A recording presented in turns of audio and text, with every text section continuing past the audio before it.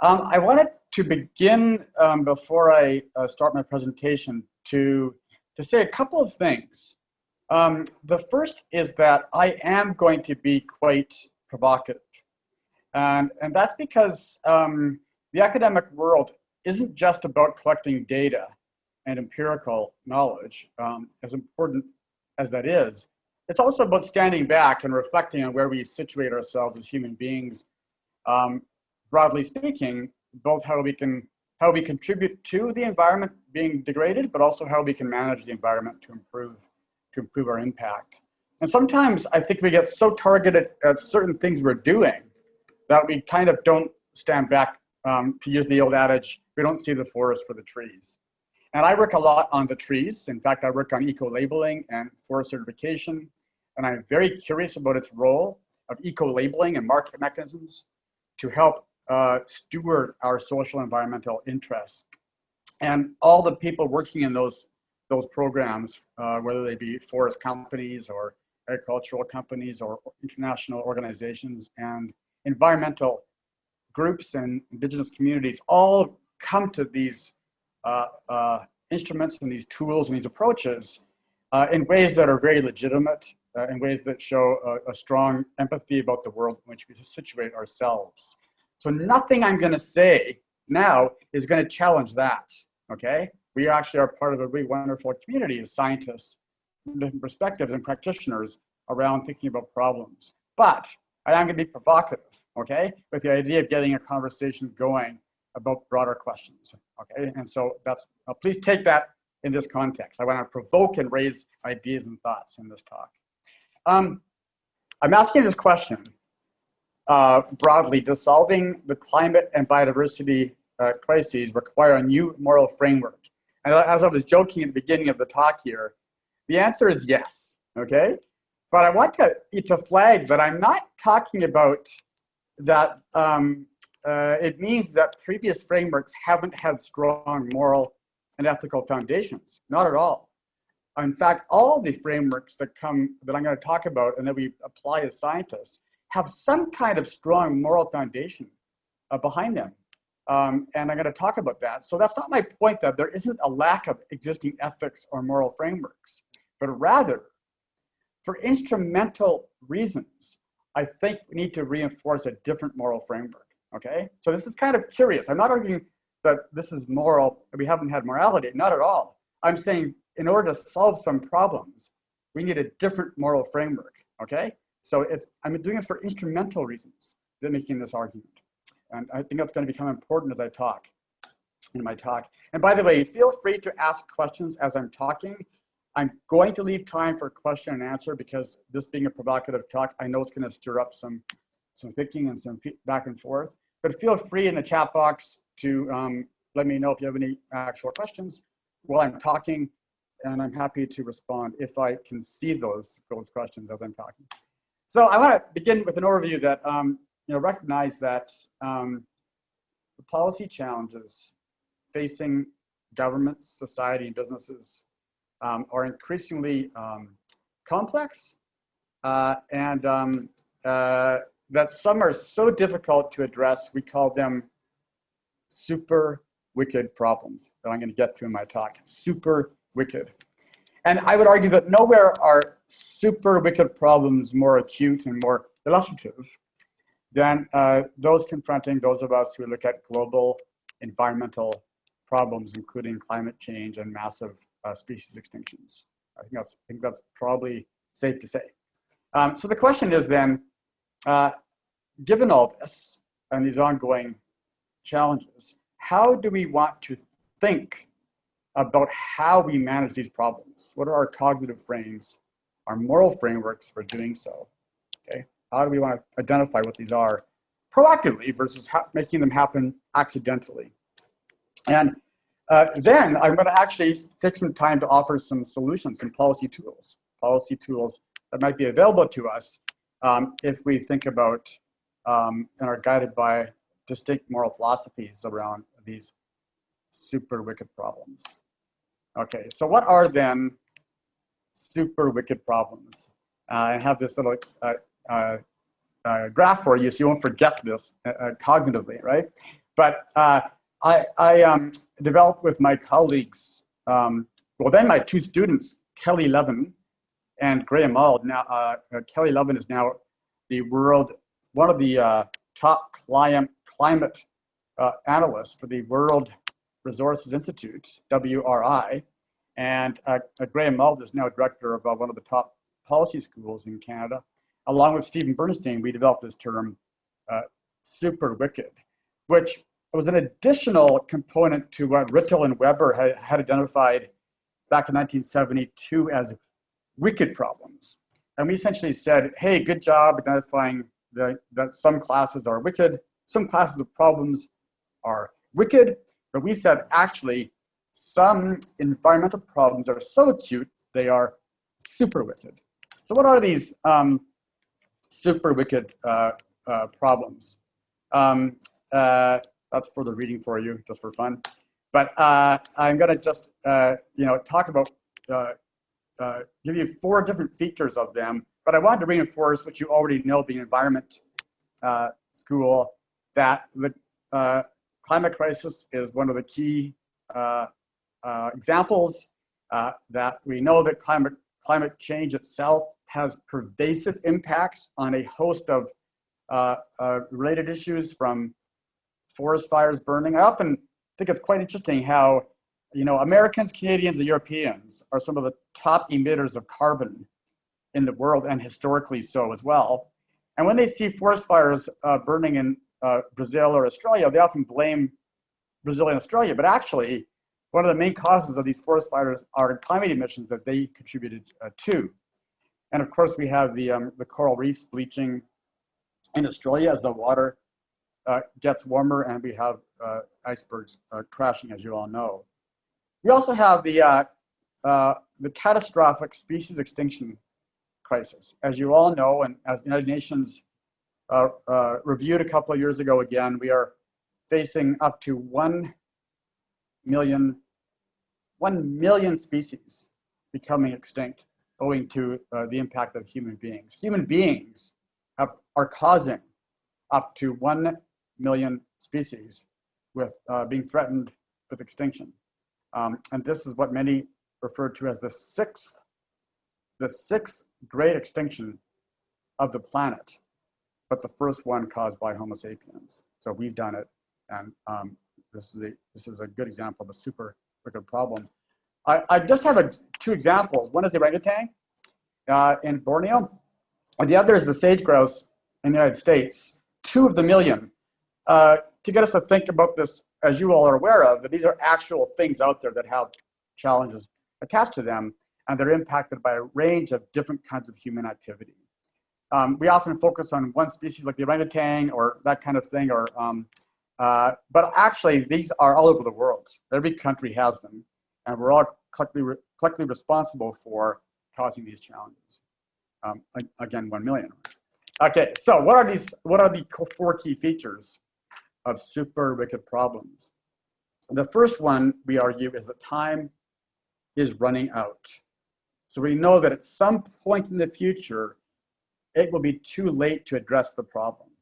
Now, with species, that's obvious. Once a species is extinct, it's too late, right? So with climate change, we know that at some point we're going to hit a tipping point because carbon dioxide stays in the atmosphere for 300 years. And at some point, the tipping point will be irreversible. And that means having to act before the actual event occurs, such that it will not actually take place. And this is a very different kind of problem than many in the policy process, where you can keep coming back to the policy process to have debates about that policy again and again as interest vie for attention in the policy process. For example, in the United States, debates about access, gun control, or debates about universal health care, you could lose tomorrow these debates and try and come back to the political process again 10 years later. You can't do that with super wicked problems. And the second key feature is that there's no central authority.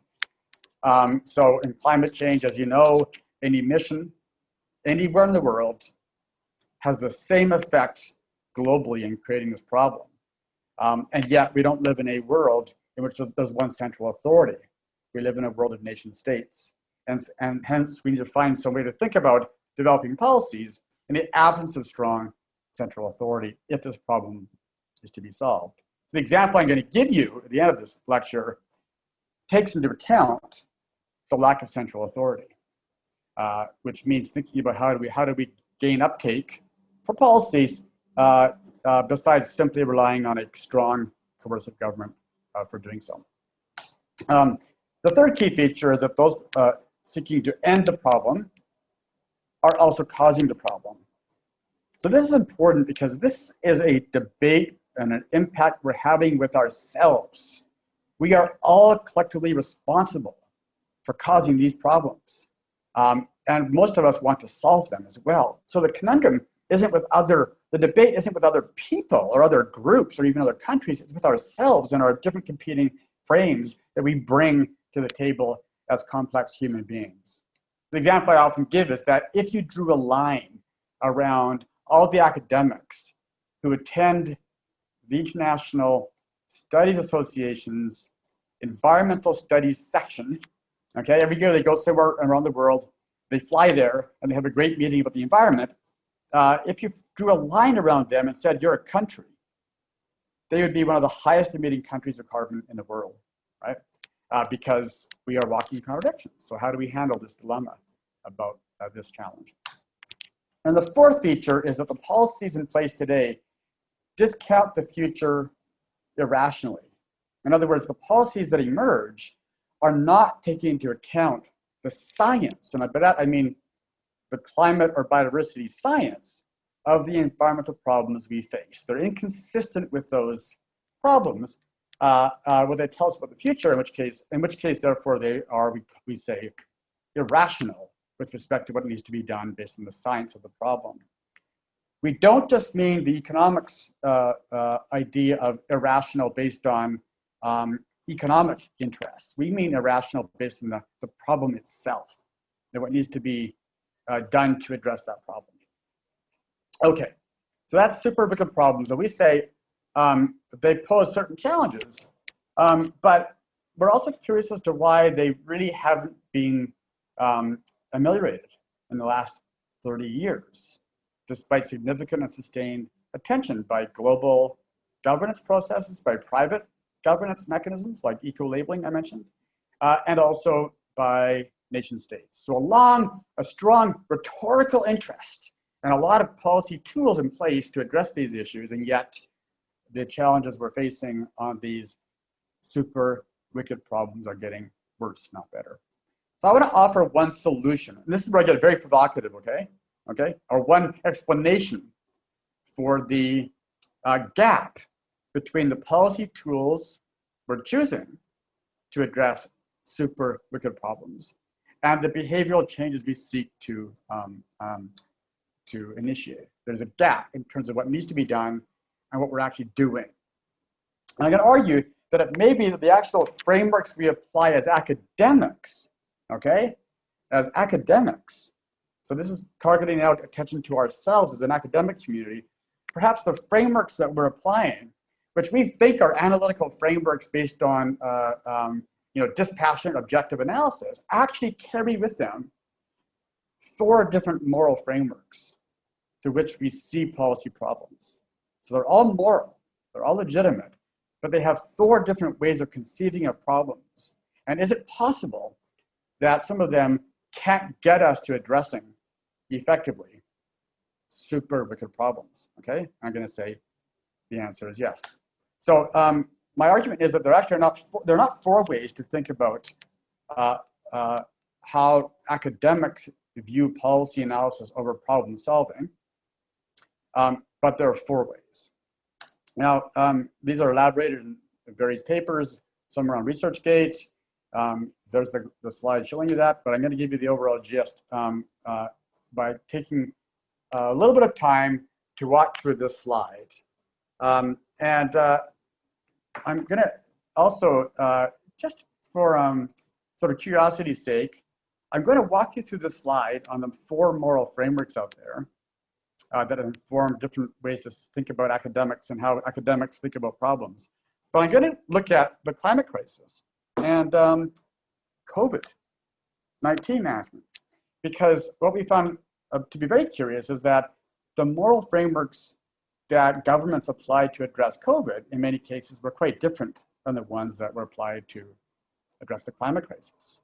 And so we think there are actually lessons from COVID in reinforcing the argument that I'm making. So what are the four frameworks and how did we come to this kind of thinking? So what happened was I stood back with my colleague Bernstein, and we looked at the literature, the academic literature of the last 30 years that was in some way relevant to thinking about sustainability in some way, and that unites the very communities that your school is involved in and that a lot of the folks at LKY school are also thinking about.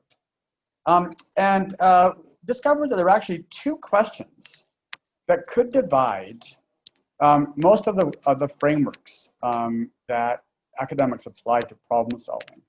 So the two questions that emerged were, does the analyst apply an overall approach that emphasizes the need to think about championing economic utility in some way? So improving human beings' lives in some way to improve aggregate economic utility as a way to think about resource management and sustainability. That's one question. And then the second question was, does the framework being offered to analyze the world, both in an explanatory way, but also in a prescriptive way, does the framework, is it meant to be applied to any kind of problem at all, any sustainability challenge at all, or is it meant to be applied to only a specific set of problems based on their structural features, like super wicked problems or other kinds of problems? And that leads to, of course, to a 2x2 table, right? And by the way, this is a norm in political science. You must always have a 2x2 table in your articles, so we did that. But this one then allowed us to uncover and assess the literature against these two questions. And we discovered four different schools, four different sustainability schools that champion each type and that are founded and based on very different moral philosophies about the world. Again, they're all ethical, they're all moral, okay? But their philosophies about problems are different. And that's the point I want to make today, okay? So type one is what we call the Commons School. And one of the most famous adherents to the Commons School is a political scientist, Elinor Ostrom, who won the Nobel Prize in economics for work she did in bringing economics to institutional analysis within political science. And her overall curiosity was, how do we think about addressing what's known as the tragedy of the commons, which you've probably all heard of if you're involved in environmental challenges, because the tragedy of the commons is a very important metaphor for thinking about unintended resource depletion activities in which rational individuals, in the absence of strong and collective rules, will participate in the overharvesting of a resource, be it timber, fish, or even grasslands, to the point that it will be higher than the reproduction rate of that good. And as a result, over time, the resource system will collapse and nobody's better off. So the tragedy of the commons refers to a certain kind of suboptimal economic problem, okay? This is no good for anybody economically when all of a sudden you destroy your livelihood because you were overharvesting this good in too large an extent. What's important about the tragedy of the commons is that it applies to a very specific kind of problem, one in which open access leads people to rationally overharvest a resource that is what is called subtractable, which is that when one person uses it, another person cannot use it. And that's distinguished from resources such as public goods, such as air. When I breathe air, I don't reduce the ability of you to breathe air. But on subtractable goods, you have this resource depletion challenge that Elinor Ostrom made famous for, because she said, whereas most scholars thought the prescriptive answer was to privatize land or to bring in strong central authority at the state level to control people, she said the actual answer for goods that are not excludable, where you can't exclude people from access to them, are better served through the development of local community institutions. Okay, so she added a second feature, excludability, as a way to understand and address a particular class of problems. Now, the reason why people overharvested in these cases was that in the absence of strong rules of some kind, whether they be local, private, or government, in the absence of strong rules, given you had no control over the eventual collapse, which was inevitable, it may as well be involved in the short-term economic benefits, okay? So it was economically optimal in the absence of rules to overharvest. But Ostrom's concern was, how do we develop long-term institutions that would only allow us to harvest at rates that met the reproduction rate, so that we could have long-term economic benefits, okay? So economic benefits for sure was her focus, economic utility. But institutions that were developed around specific classes of problems known as tragedies of the common. That's type 1. Type 2 is what we call the optimization school. And that's where scholars in economics and political science, and now diffusing throughout environmental studies, have taken the idea of economic optimality that Ostrom pursued and made it apply to any kind of problem at all, through the idea that the most important goal facing society was to champion aggregate utility at the society level, that for everything, not just for timber or fish, but for everything, when you added everything up, did you proceed in a way that would yield the strongest aggregate utility for society? Economics calls this economic welfare as a whole.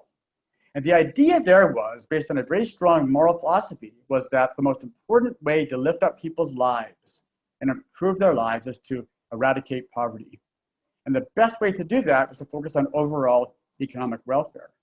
Because if you actually improved type 1 timber sustainability, but that led to suboptimal economic activity, let's say, for example, more money would be made by growing palm oil or by having an industrial park, then you undermined the ability to solve the poverty crisis, right? It's a very strong moral foundation that says the goal is enhancing overall economic welfare. Now, the challenge in this case is that because it's meant to apply to all problems, it means implicitly that if you want to solve any specific problem, be it climate change, be it species extinctions, be it any other problem at all, COVID-19, you need to find a way that does so, that enhances overall economic utility.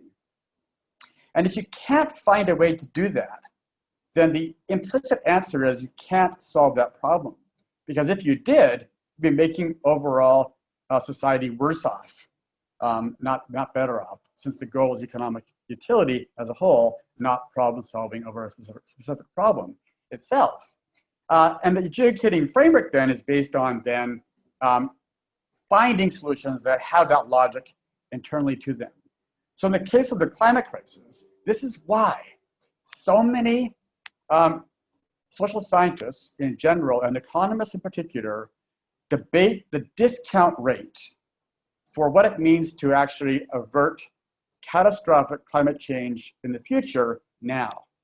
Okay, so the big economists out there from Nordhaus to Stern debate about whether or not and how we should discount the future of our economic utility enhancing selves. So it's still focused on human beings rather than human beings' impact on the ecology, but it's also saying the present is valued more than the future. okay? And these debates play out in type 2 thinking a lot. Or it plays out in taking surveys of human beings to say, what is your willingness to pay to save an endangered species? And so it takes the environment underneath an economic optimality framework, and it therefore allows to compare and contrast against economic utility as a whole. Now in COVID, what's really interesting about in COVID is that we didn't see much of this type 2 thinking, but we did see it in one country called the United States, in which the lieutenant governor of Texas said he would rather die than hurt the economy in ways that made it difficult for his grandchildren to get jobs, okay? But the governor of New York said, that's crazy. My grandmother's life isn't up for grabs in this story. And likewise, so did the premier of Ontario. So there were debates about this, but very few took a type 2 approach in COVID. But on climate change, it's very much a strong approach in climate change. So because of this debate that perhaps economic utility is not the only way to think about how to involve society in making policies and adjudicating frameworks, up emerges the compromise school, which we call type 3, which basically says, and it draws a lot on literature and political science about the importance of deliberative democracy or deliberative stakeholder engagement, finding some ways to engage different people and different interests around problem solving, such that nobody wins completely and nobody loses completely. And you kind of divvy up the pie in ways that are fair and balanced against a range of interests that people bring to the table. Type 3 largely explains land use planning processes in most countries, where you identify some land for biodiversity conservation, some land for communities, some land for industrial interests and cities and so on, and you take a balanced approach. And this is found to be a very morally important approach for gaining trust and legitimacy in government and collective institutions around identity formation and the ability to govern ourselves in the long run. However, it's also meant as a broad-based adjudicating framework. Whatever the problem is you're seeking to address, you have stakeholders deliberate over that problem. And so you never know beforehand whether the ideas and choices they make with that problem will be enough to solve that problem. You don't know because it's a universal framework to address any kind of problem. You must have inclusionary, participatory processes in play. The example I give where this doesn't always work is in my home country of Canada, where in Newfoundland, 30 years ago, the biologists, the scientists told the fishers they were over-harvesting fish. They needed to actually harvest fewer fish to maintain a catch rate at the sustainable type 1 level. But the government invoked a compromise multi-stakeholder approach to address this problem. And they brought in the science of the biologists, and they brought in the municipalities and workers and industry owners together in a cooperative way and developed a consensus, a compromise over the catch level of future fishing of cod. Now, the decision to have a compromise approach resulted in a catch level higher than what the biologists recommended based on their projections, based on the science of resource renewal. But it was considered still a much more legitimate and open process than the biologist imposed decision. And you know what happened, right? The fisheries collapsed, okay? The economy decimated, and so was the ecology as well. And so sometimes type 3 approaches, as important as they are morally, aren't the instrumental ones you need to address some classes of problems. And that leads us to type 4. And I know my time's, I got 10 more minutes before Q&A. But I want to emphasize this last point, which is called the prioritization school, type 4 problems. And just like type 1, they also focus on particular classes of problems.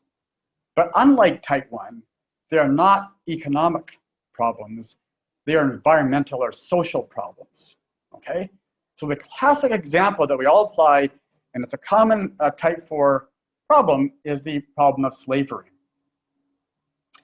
Anti-slavery norms are so strong in the world now, thank goodness, that it would be considered absurd to grant them type 3 status, to have a stakeholder dialogue over whether or not slaves should be owned or who should own slaves and who shouldn't own slaves. And even more absurd to apply type 2 economic optimization analysis to assess whether slaves are the best way to go to improve economic optimality. Absurd because we give it implicitly type 4 status. We do this a lot in many problems, but we don't do it for the environment very well anymore. We used to, type 4 status. So the argument here is that for some problems, if you want to solve them, if you want to solve them, far be it from academics to say whether a problem must be solved. That's a question for society and policymakers. But if you want to solve them, they have to be given type 4 status, okay? And so this applies to the two cases I began with. We know from the science of biodiversity loss that when it comes to certain species, biologists can give us a pretty good idea about what needs to be done to actually save a specified species or a group of species whose habitat is being degraded. So that means that no stakeholder dialogue can change that science. We either act in a way that conforms to that science, or we accept the problem can't be solved, right? But to solve it, you have to give it type 4 prioritization status, okay? And likewise with climate change, we know that if you engage in behaviors that gets us above 2 degrees Celsius, we risk catastrophic ecological effects of the climate crisis. Now, it just so happens that so doing will also create type 2 effects as well, okay? There are synergies. However, type 4 prioritization says it's great if there are synergies, but you must never use synergies as a way to justify type 4 problem solving. For example, in slavery, you don't say, hey, it's also economically beneficial, therefore we should do it. You say, we address slavery independent of type 2, and we hope that it can be synergistic, but we don't care, right? So on the ecological crisis of climate change, definitely it needs type 4 status to be solved. It will probably have great impacts on type 2 as well. But type 4 doesn't require synergies, whereas type 2 does require synergies to solve type 4 problems. So that inverse relationship problem is really important for these moral philosophies, okay? Moral philosophies impact different adjudicating frameworks that come across as independent and analytical, but they actually have very different ideas about how they think about trade-offs and then for the policies that result. Okay, so if some problems need type 4 status to be solved, how do we do that? And by the way, I meant to say, on COVID, we see this. Most countries, including Singapore, and most countries around the world, gave COVID management type 4 status. They didn't say, hey, what's the cost benefit of addressing this pandemic? They said, we got a pandemic, we're going to address it. And those countries that gave it the most type 4 status compared to type 3, 2, and 1, I would argue, like Singapore, were some of the most effective countries in the world to minimize the impact of the disease. So type 4 status, though, was granted all over the place on COVID, but not on the climate crisis. Isn't that fascinating? I wonder why, okay? So that, of course, needs more thinking and research, but it's a curious thing to think about when you compare it to other policy domains. And that's why the governor of New York said, my grandmother is not up for grabs. He gave it type 4 status. Okay, so then what do we do? How do we then think about then solving these problems? And I'm going to give you just one sort of little hint that path dependency analysis seems to be a very promising approach, because path dependency analysis says, given the battles with ourselves, how do we, and we end up putting off type 4 problems in favor of type 2 orientations, or even type 1 and 3, how do we actually think about creating long-term problem solving over type 4 problems where we want to? And path dependency analysis helps do this because it finds ways to lock in our current self towards future outcomes. Now, of course, this is an entire lecture in itself, but the overall idea is trying to find these critical junctures, moments, or these easy to pull levers, easy to pull policy levers that are hard to reverse around type 4 problems. And so this is your, your graphic again. A ratcheting effect. What are the ratchets we can pull now that are hard to return back to the old equilibrium that might lead us on a new pathway? And in my lab, we're doing a lot of work on this. Now, one way is through the development of what we call thermostatic institutions that are geared towards working whenever a type 4 problem becomes acute. And they kind of turn on like a thermostat does in a house to address a problem, such that the thermostat itself is very durable, but the changes in policy settings and policy calibrations and policy behavioral requirements are dramatic depending upon the outside conditions, be it species extinctions or climate change. But what I want to do is give you one example, a very promising example of a policy design, a policy mix that was created in one country as a bottom-up policy effort, but then diffused to now be adopted by, I think, over 120 jurisdictions of governments all over the world adopted this policy design, okay? This diffusion happened despite there being no global authority to require it.